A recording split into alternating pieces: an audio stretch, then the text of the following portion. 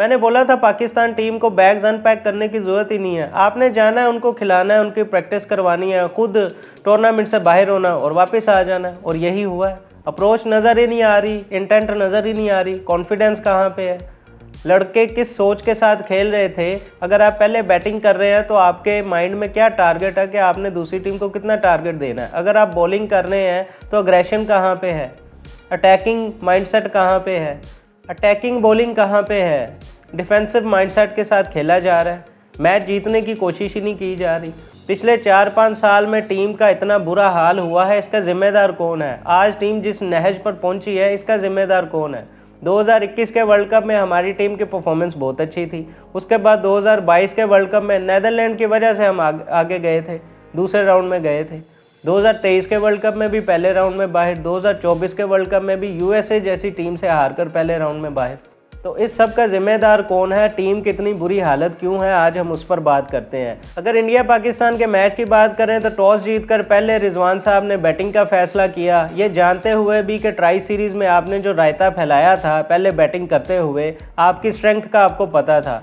अपनी वीकनेसेस और स्ट्रेंथ्स को बालाए ताक रखकर पिच की जो रिपोर्ट है, पिच रिपोर्ट के हिसाब से हमने खेलना था। पिच एक्सपर्ट्स ने कहा था कि इस पिच पर 280 का टारगेट सही रहेगा, एवरेज टोटल इतना ही होता है। हमने भी वही सोच रखी। उन्होंने कहा था कि पहले बैटिंग करने वाली टीम मोस्टली जीतती है, पहले बैटिंग करने वाला ज़्यादा फ़ायदे में रहेगा। हमने वही अप्रोच रखी। हमें पता है हमसे पहले प्रेशर हैंडल नहीं होता। हमें पता है जितना ज़्यादा क्राउड आया होता है हम वैसे ही पजल हो जाते हैं, हमारी टांगें कांपती हैं। पिच पर जाकर जो हम करते हैं वो सबको पता है। इसके बावजूद पहले बैटिंग ले ली। जब प्लेयर्स बैटिंग करने आए हैं, ओपनिंग आई, उनके जहन में क्या माइंडसेट उनका क्या था, क्या सोच थी कि कितना टारगेट देना है। पहले 10 ओवर्स में तो हमने अच्छा खेल लिया। बाबर आजम हमेशा की तरह नर्वस 20s का शिकार हो गए। बड़े मैच का प्लेयर है, बड़े मैच में कब चलेगा कुछ पता नहीं। अपने पूरे करियर में 8-9 मैचेस उन्होंने इंडिया के खिलाफ खेले, आज तक एक सेंचुरी स्कोर नहीं की। दूसरी तरफ इमामुल हक पता नहीं कौन से तवीज़ धागे करवा कर आए थे टीम में, क्योंकि साइम अयूब भी इंजर हो गए, उसके बाद फ़खर जमान आए, उनकी भी इंजरी हो गई। 2023 के वर्ल्ड कप में भी हमारा ओपनर इमामुल हक था, इस बार भी हमारा ओपनर इमामुल हक ही है। और इमामुल हक को टीम से बाहर क्यों रखा गया? उसकी स्लो अप्रोच की वजह से रखा गया कि वो स्लो खेलता है। 60-70 का स्ट्राइक रेट है, इससे ऊपर वो जाते नहीं है। 30-40 बॉल्स उनको पावर प्ले में चाहिए होती हैं सेटल होने के लिए। तो दोनों एंकर बैटर्स ओपनिंग पर आ गए, दोनों की अप्रोच, दोनों का गेम प्लान सेम था। बाबर आजम के बैट पर बॉल हमेशा की तरह आ रही थी, लेकिन वो नर्वस 20s का शिकार हो गए, आउट होके चले गए। उनका तो आदत है 20 स्कोर जैसे ही उन्होंने करना है, अपनी विकेट उन्होंने थ्रो करके चली जानी। हार्दिक पांड्या को उन्होंने अपनी विकेट देनी है या किसी स्पिनर को इंडिया के विकेट दे देनी है, यही हालत है उनकी। उनसे हार्दिक पांड्या नहीं खेला जाता। जिसको दूसरी टीम्स घोलकर पी जाती हैं, उस लड़के को इस बंदे से खेला नहीं जा रहा। इमामुल हक साहब की लेगेसी है, उनके अंकल 40 मरतबा रन आउट हुए हैं, और उनकी फ़िटनेस का लेवल क्या था उस पर मैं बात नहीं करूँगा।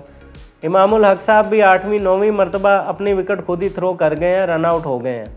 25 गेंदों पे 10 स्कोर बनाकर पवेलियन वापस लौट गए। इन्हें दुश्मन की ज़रूरत नहीं है, खुद ही इन्होंने अपने ऊपर प्रेशर बिल्ड करना होता है, खुद ही इन्होंने अपनी विकेट थ्रो करके चले जाना है। उसके बाद सऊद साहब आते हैं, वो पिच पर टेंट बिछाकर बैठ जाते हैं, लेट जाते हैं, आराम सुकून से अपनी इनिंग्स को बिल्ड करने की कोशिश करते हैं।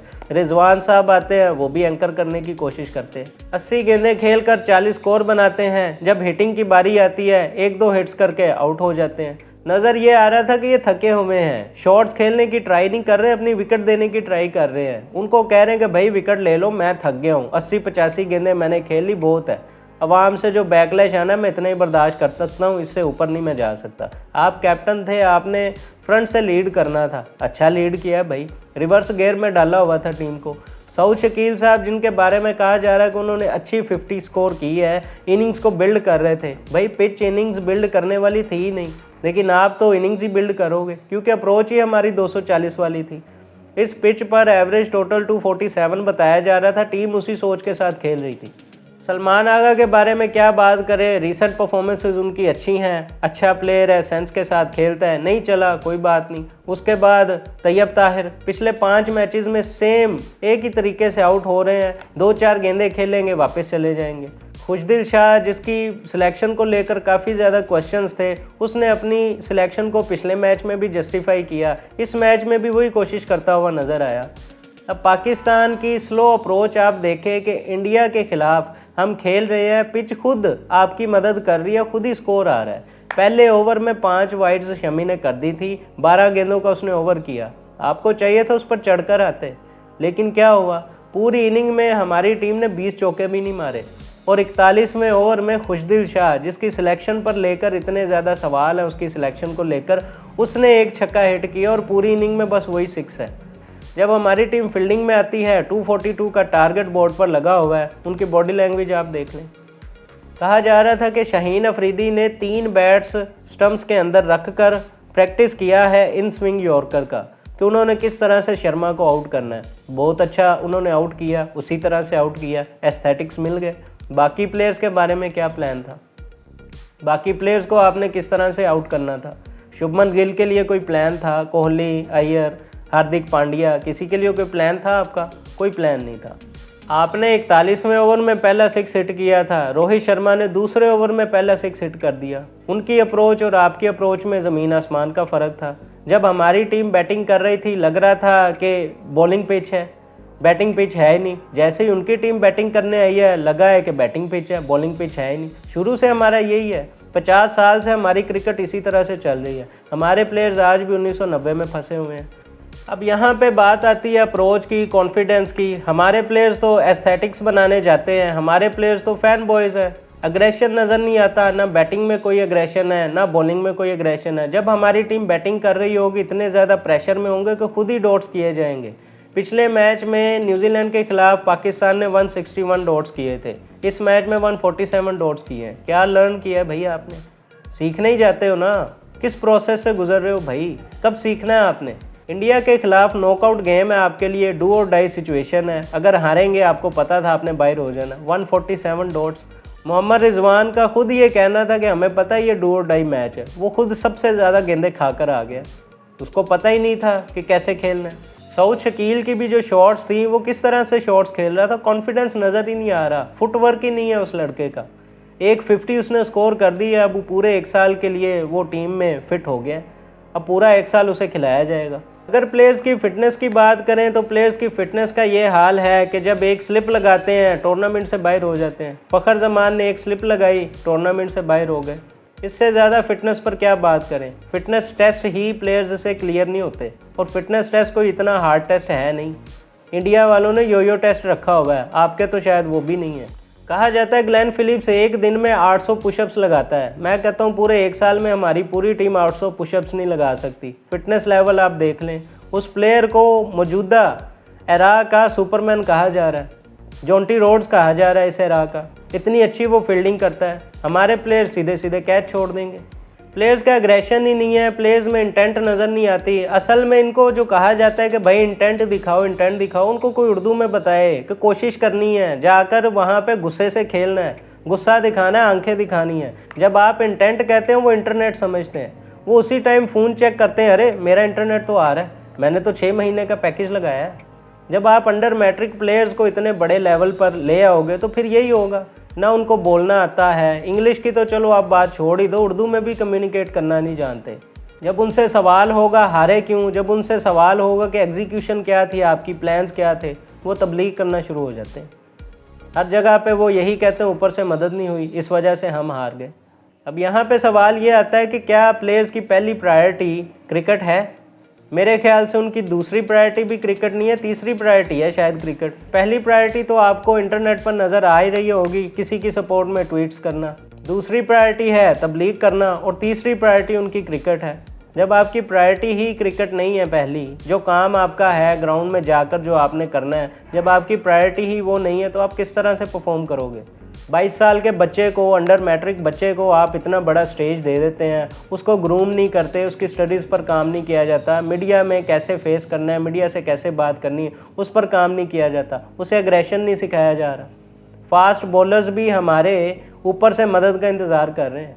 हमारे प्लेयर्स में एग्रेशन नहीं है, गुस्सा नहीं है, गेज़ नहीं दे सकते ये ओपोनेंट को। क्यों नहीं दे सकते? क्योंकि ये सब तो गुरूर है ना, और गुरूर गलत है। गुस्सा नहीं दिखा सकते क्योंकि गुस्सा तो हराम है। आप इन प्लेयर से एक्सपेक्ट करते हैं कि आपको ट्रॉफीज़ जीत कर देंगे। जब वो बड़े मंच पर पहुंचते हैं, बड़े प्लेटफॉर्म पर पहुंचते हैं, अगर ऊपर से मदद हो जाती है, सेमीफाइनल तक पहुंच जाते हैं, वहाँ पे जाके उन्होंने चौक ही करना है, क्योंकि इखलाक के साथ जीतने की कोशिश करते हैं। वो वहाँ पे क्रिकेट खेलने थोड़ी गए हुए हैं, वो तो दूसरी टीम के दिल जीतने गए हैं। आपने अहमद शहजाद का क्लिप देखा होगा, दिलशान को दावत दे रहे थे। बस यही प्रायोरिटी है, हर प्लेयर की यही प्रायोरिटी है। सेकेंडरी गेम है उसके लिए क्रिकेट, फर्स्ट प्रायोरिटी उसकी कुछ और है। एक फास्ट बॉलर और एक बैट्समैन का ऑरा होता है, उसका एक खौफ होता है। जब वो क्रीज पर आता है तो ओपोनेंट्स डर जाते हैं। डिविलियर्स के बारे में पता था आपको कि अगर ये 50 गेंदें खेल गया तो उसने 70-80 स्कोर मारना है। कभी ऐसा हो नहीं सकता कि डिविलियर्स जब तक विकेट पर खड़ा है दूसरी टीम ये सोच भी ले कि हम मैच जीत सकते हैं। डेल स्टेन का एक औरा था, शुएब अख्तर, वकार यूनुस, वसीम अकरम का एक औरा था। उनको टो क्रशर्स ऐसे नहीं कहा जा रहा। 2021 में शाहीन अफरीदी की बॉलिंग पीक पे थी, इन स्विंगर कर रहा था। वो ऐसी बॉल थी कि ओपोनेंट को पता होता था, बैट्समैन को पता होता था बॉल मेरे पाँव पे लगनी है, आके मैंने स्टंप आउट हो जाना है, मैंने इस बॉल को फेस करना है। उससे वो बॉल फेस नहीं होती थी, क्योंकि उस टाइम पे अफरीदी में थोड़ा बहुत एग्रेशन था। बट अब तो वो ऑलराउंडर है ना, अब तो वो बैटिंग पे फोकस कर रहा है। जैसे ही हमारे बैट्समैन आउट होते हैं, सबसे बड़ा ऑलराउंडर टीम में आ जाता है। पिछले 10 ओडीआई मैचेस में उसका स्कोर टोटल 10 नहीं है भाई, इतना बड़ा हमारा ऑलराउंडर है वो। जब आपका फोकस ही वो नहीं है जिसके लिए आप टीम में हो, तो आप किस तरह से परफॉर्म करोगे? इनसे आप कैसे एक्सपेक्ट कर सकते हैं कि ये परफॉर्मेंस देंगे? इंडिया के खिलाफ खेलने से पहले ही उनको एडमायर कर रहे होते हैं। रोहित शर्मा इनके लिए बहुत बड़ी पर्सनैलिटी है, विराट कोहली इनके लिए बहुत ऊंचा नाम है। ये उनको देखकर खुश होते हैं, जैसे कोई अपने आइडियल को देखकर खुश नहीं होता, उस तरह से। ये तो उनके साथ सेल्फीज लेने जाते हैं, जफ्फियाँ डालने जाते हैं, उनके ऑटोग्राफ्स लेने जाते हैं। फ़ैन बॉयज़ हैं सारे, स्कूल के बच्चों की तरह ये क्रिकेट खेल रहे हैं। गली क्रिकेट के लड़के हमारे इनसे ज़्यादा अग्रेसिव होते हैं, ज़्यादा चैलेंजिंग होते हैं, लेकिन ये किस तरह की क्रिकेट खेल रहे हैं आपके सामने है। इनकी इंटरनेशनल लेवल पर क्या अप्रोच है आपके सामने है। ओपोनेंट को गेज नहीं देनी, इंटिमिडेट नहीं करना, ओपोनेंट को अग्रेशन नहीं दिखाना, ओपोनेंट को चैलेंज नहीं करना, डिफेंसिव माइंडसेट। 240 का टारगेट आप डिफेंड कर रहे हो आज के दौर में, जब 350 स्कोर भी कुछ नहीं है। इंग्लैंड ने 350 ऑस्ट्रेलिया को मारा है, ऑस्ट्रेलिया ने चेज़ कर लिया, और ऑस्ट्रेलिया के पास उनके की बॉलर्स नहीं है। ऑस्ट्रेलिया मेंटली तैयार होकर आई थी कि हमारे पास हमारी बॉलिंग अच्छी नहीं है, कमज़ोर है। ये पिचेस भी हाई स्कोरिंग पिचेस है, यहाँ पे 350 पढ़ना है। वो 350 चेज़ करने के अप्रोच के साथ ही आए। 2-3 बैटर्स हैं उनके पास जो एक्सपीरियंस्ड है। क्या वो 3 बैटर्स पर रिलाई कर रही हैं? तीनों बैटर्स पवेलियन में बैठे थे। जो इनएक्सपीरियंस्ड बैटर्स थे उन्होंने जितवाया मैच, 350 स्कोर चेज़ कर लिए। क्या हमारी टीम की ये अप्रोच है? हमारे में ऐसा कोई बैट्समैन है जो हम कह सकें कि इंडिया के खिलाफ परफॉर्म करेगा, जिसको हमने इतना बड़ा प्लेयर बनाया हुआ है, बाबर आजम दी ग्रेट, वो बड़े मैचेस में परफॉर्म ही नहीं करता। किंग की बहस भी यहाँ पे ख़त्म हो चुकी है, क्योंकि किंग जो है वो नज़र आ गया आपको। किंग कौन है आपको नज़र आ गया। कोहली पिछले 10 साल से पाकिस्तान को सिंगल हैंडेडली पेल रहा है। हम कहते हैं इंडिया पाकिस्तान का मैच है, असल में पाकिस्तान वर्सेस कोहली होता है, क्योंकि कोहली को हम कभी आउट ही नहीं कर पाए। आज भी हमारे पास कोहली के लिए कोई प्लान नहीं था। 5th स्टंप पे वो हमेशा अपनी विकेट थ्रो करता है, हर दूसरी टीम उसको इसी तरह से आउट करती है। हमारे बॉलर्स में से कितने ऐसे बॉलर्स थे जिन्होंने उसको 5th स्टंप पे बॉल की, जिस पेस के साथ करनी चाहिए थी बॉल, उस पेस के साथ की नहीं, होगा ही नहीं भाई, क्योंकि आप तो फ़ैन बॉयज़ हैं। आप तो खुद उसकी इनिंग्स देखने आए हैं, आप तो खुद उसकी क्लासी कवर ड्राइव्स देखने आए हैं, तो जाहिर है आप उसको उसी तरह से खिलाएंगे। अप्रोच ही नहीं थी, आउट करना ही नहीं चाहते थे, डिफेंसिव माइंडसेट। यही होता है हमारे बीच। जब एक छोटा टोटल आप डिफेंड कर रहे हैं, आपको पता होना चाहिए आपने फील्ड सेटिंग कैसे करनी है, आपको पता होना चाहिए आपने अपने बॉलर्स को किस तरह से यूटिलाइज़ करना है। शाहीन अफरीदी को 8 ओवर में 74 स्कोर पड़ा है, 2 विकेट्स उसने निकाली हैं, एस्थेटिक मिल गए, बस यही है। 2 विकेट्स उसने इंडिया के खिलाफ ले ली, 1 साल पक्का है उसका आगे भी। परफॉर्मेंस क्या है भैया आपकी? फिर हर बार यही होता है, सर्जरी कर दी जाती है। सर्जरी टीम प्लेयर्स की नहीं होती, कोचिंग स्टाफ की हो जाती है। 2021 में 2 महीने के लिए कोई कोचिंग स्टाफ रखा, उसके बाद 22 में कोई और कोचिंग स्टाफ था, 23 में कोई और था, 24 में कोई और था, अब 25 में कोई और है। और कोचेज़ हम किस तरह से सिलेक्ट करते हैं, उसके लिए हमारा क्या मेरिट है, क्या लेवल है। एक बंदे ने एक सीरीज़ हमें जितवा दी, हमने उसे हर फॉर्मेट का कोच बना दिया। अब यहाँ पे सबसे बड़ा सवाल तो ये है कि कोचेज़ भी चेंज कर लिए, सब कुछ चेंज कर लिया, फिर भी टीम में तब्दीली क्यों नहीं आ रही? टीम की अप्रोच क्यों बिल्कुल डाउन से डाउन होती जा रही है? आए दिन टीम डाउन होती जा रही है, क्यों?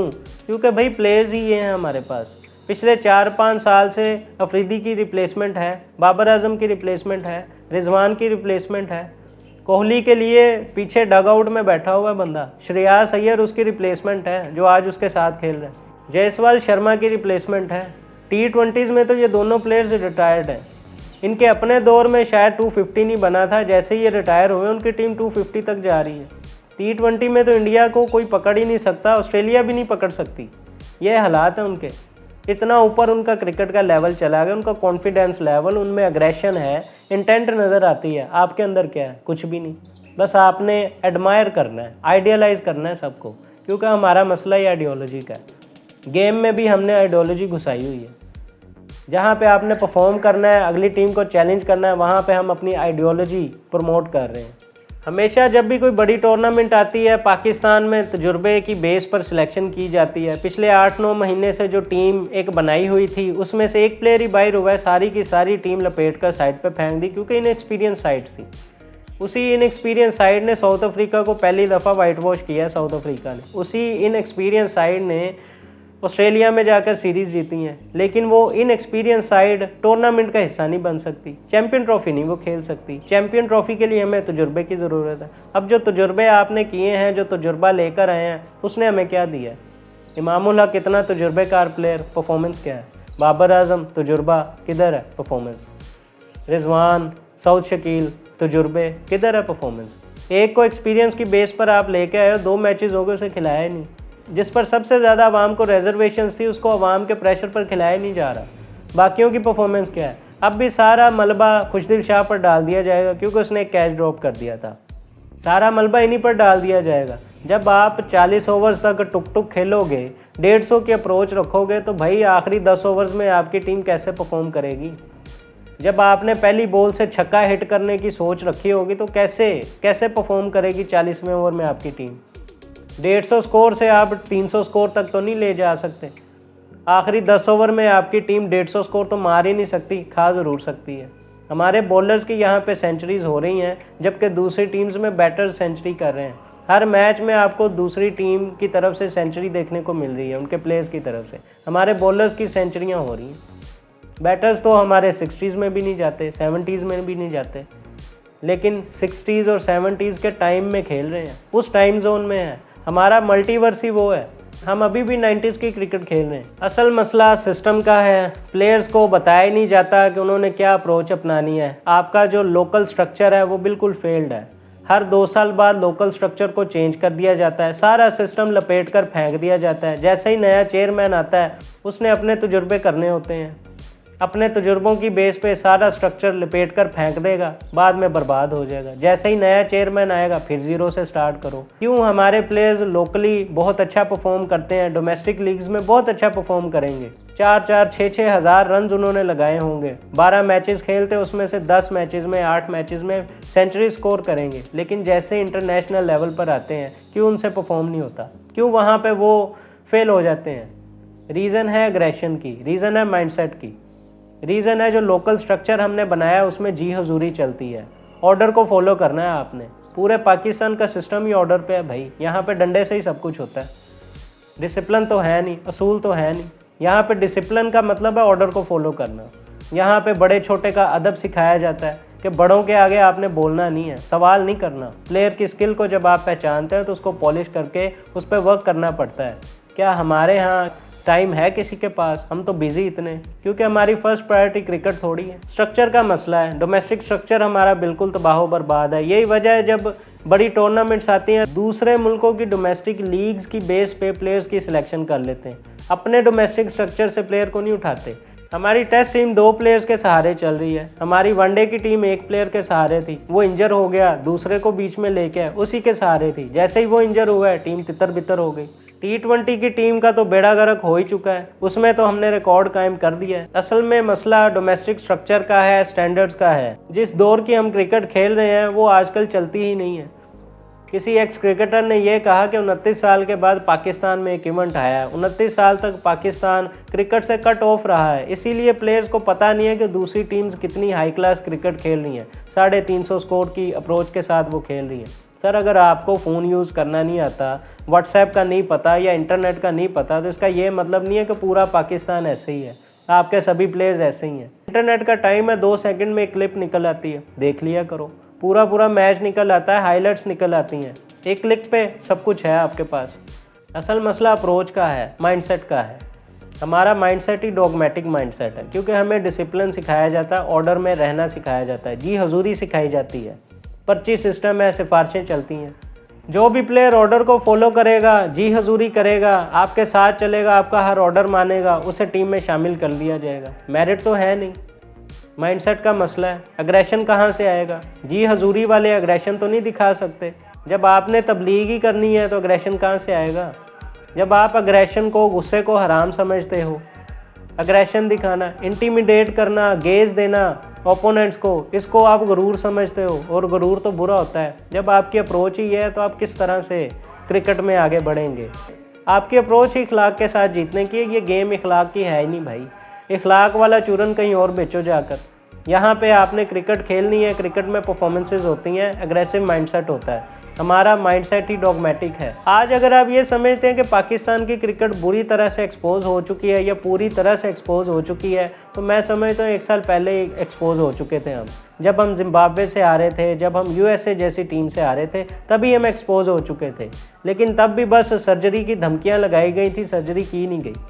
अब हमारी राइवलरी इंडिया के साथ है नहीं, उन्होंने बिला वजह ये राइवलरी बनाई हुई है। पिछले 10-12 साल से हमारी जो हालत है, और आईसीसी इवेंट्स में हमारी जो हालत है, वो तो आपके सामने है। असल हमारी राइवलरी जिम्बाब्वे के साथ है, युगांडा की टीम के साथ है, अफ़गानिस्तान के साथ है। खैर वो भी 1-2 साल में हमसे बहुत ऊपर जाने वाले हैं।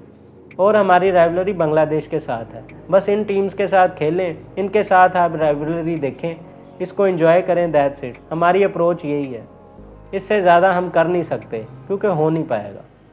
Thank you.